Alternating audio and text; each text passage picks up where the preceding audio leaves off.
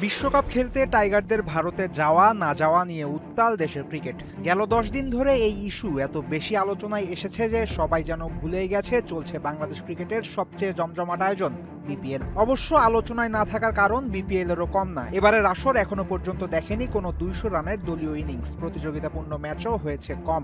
আর সবচেয়ে হতাশার বিষয় হলো ঢাকার মাঠে খেলা করানোর আগেই প্রায় নিশ্চিত হয়ে গেছে প্লে অফে যাচ্ছে কোন কোন দল।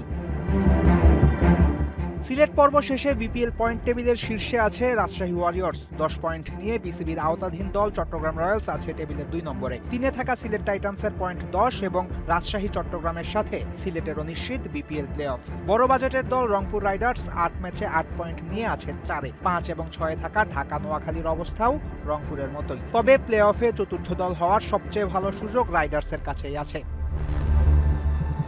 নিলামের টেবিল থেকেই ইমপ্রেস করে আসছে ওয়ারিয়র্স। 8 ম্যাচে 6 জয় নিয়ে দলটা বজায় রেখেছে সেই ধারা। প্লে অফ নিশ্চিত করা রাজশাহীর বাকি 2 ম্যাচ সিলেট টাইটান্স এবং চট্টগ্রাম রয়্যালসের বিপক্ষে। বাকি 2 ম্যাচের একটাতে জিতলেই পয়েন্ট টেবিলের টপ 2 পজিশনের একটা নিশ্চিত রাজশাহীর। 2 ম্যাচই যদি হেরে যায় নাজমুল হোসেন শান্তর দল, তারপরও সুযোগ থাকবে টেবিলের সেরা 2-এ থাকার।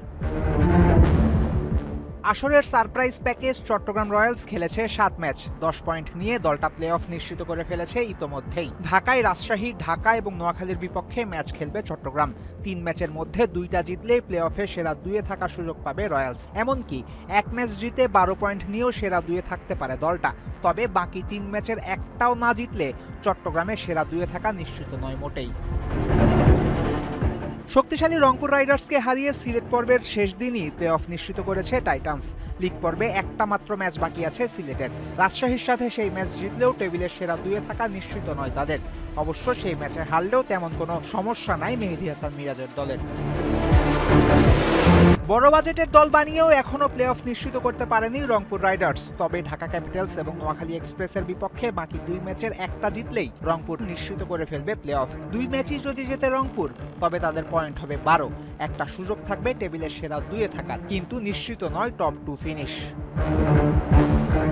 নোয়াখালী এক্সপ্রেস এবং ঢাকা ক্যাপিটালসের প্লে অফে যাওয়ার সম্ভাবনা খাতা কলমে এখনো টিকে থাকলেও বেশ কঠিন সেই ঘটনা ঘটানো। 2 দলই 8 ম্যাচ খেলে 4 পয়েন্টে আছে। 2 দলেরই নেট রান রেটের অবস্থা বেশ বাজে। তাই বাকি 2 ম্যাচ শুধু জিতলেই হবে না, বড় ব্যবধানে জিততে হবে দল দুইটার। এরপরও 2 দলের মধ্যে যে কোনো একটা যে বাদ যাবে প্লে অফের আগে তা নিশ্চিত। এমনকি 2 দলেরই প্লে অফ রেস থেকে ছিটকে যাওয়ার সম্ভাবনাই এই মুহূর্তে সবচেয়ে বেশি। ফয়সাল হাবিব, ৭১।